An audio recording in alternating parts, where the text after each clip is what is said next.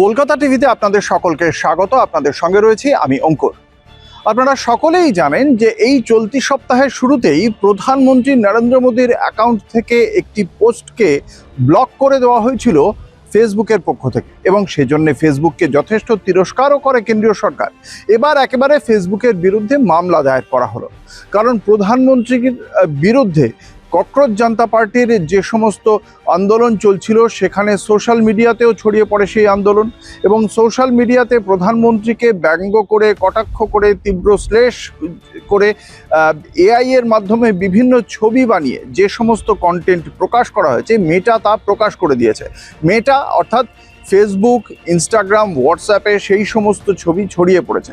যেহেতু ফেসবুক এবং ইনস্টাগ্রামে বেশি করে সেই সমস্ত ছবি প্রকাশ পেয়েছে, সেখানে কোনো প্রকার ছাঁকনি কেন রাখা হয়নি? প্রধানমন্ত্রীর মতো পদের ক্ষেত্রে এই ধরনের ভিডিও বা এই ধরনের কন্টেন্ট যদি প্রকাশ পায় সেটা কখনোই কাঙ্ক্ষিত নয়, এবং সেই বিষয়ে ফেসবুকের যিনি ইন্ডিয়ার প্রধান তার বিরুদ্ধে, এবং অরুণ শ্রীনিবাস যার নাম, এবং তার পাশাপাশি বেশ কয়েকটি ফেসবুক এবং ইনস্টাগ্রাম অ্যাকাউন্টের বিরুদ্ধে মামলা দায়ের করা হলো। এ বিষয়ে খুব সুস্পষ্টভাবে বলা হয়েছে, দুজন ব্যক্তির অভিযোগের ভিত্তিতে এই মামলাগুলো দায়ের করা হয়েছে। তাদের অভিযোগ যে ইনস্টাগ্রাম ব্রাউজ করার সময় তারা প্রধানমন্ত্রীকে অশ্লীল, অবমাননাকর এবং বিভ্রান্তিকরভাবে চিত্রিত এবং একাধিক বিকৃত, ডিজিটালি কারসাজি করা ভিডিও এবং ছবি দেখতে পেয়েছেন, এবং সেই ছবিগুলোতে তার পাশে যে মন্তব্য রয়েছে সেখানে আপত্তিকর ভাষা, উপহাস, অশালীন মন্তব্য রয়েছে।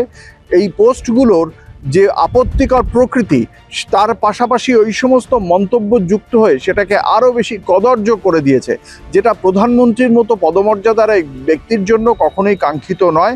এবং সেই কারণেই অভিযোগকারীরা বলছেন এই ধরনের বিষয়বস্তু জনসাধারণকে বিভ্রান্ত করে, অশান্তি উস্কে দিতে, জনশালীনতা ক্ষুণ্ণ করতে চায়, এবং এর ফলে এর জন্য আইনিভাবে কোনো পদক্ষেপ করা উচিত।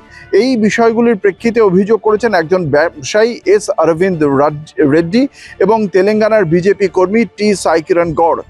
এদের অভিযোগ, এবং সেই অভিযোগের প্রেক্ষিতেই মেটা টিম ইতিমধ্যেই প্রধানমন্ত্রীর পদের সুরক্ষার কথা বিষয় বিবেচনা করে কেন্দ্রীয় সরকারকে আশ্বস্ত করেছে যে এক্ষেত্রে সরকারের যারা উচ্চপদস্থ ব্যক্তিত্ব রয়েছেন, যারা সরকারের অত্যন্ত গুরুত্বপূর্ণ মানুষ, তাদের যে সমস্ত অ্যাকাউন্ট রয়েছে সেই অ্যাকাউন্টগুলো দেখার জন্য সুনির্দিষ্টভাবে কাউকে দায়িত্ব দেওয়া হবে, এবং সেক্ষেত্রে একটা দায়বদ্ধতা চিহ্নিত করা হবে যদি তাদের মাধ্যমে কোনো ভুল হয়, এবং মেটার ঊর্ধ্বতন কর্মকর্তারাই এই ধরনের পদগুলো যাচাই করবেন, সেটাই বলা হয়েছে মেটার পক্ষ থেকে। তবে প্ল্যাটফর্ম থেকে সর্বশেষ আশ্বাস দেওয়া হয়েছে যে কোনো সিদ্ধান্ত কোম্পানির অন্তত দুজন ঊর্ধ্বতন কর্মকর্তার কঠোর যাচাই বাছাই এবং পর্যালোচনার মধ্য দিয়ে যাবে।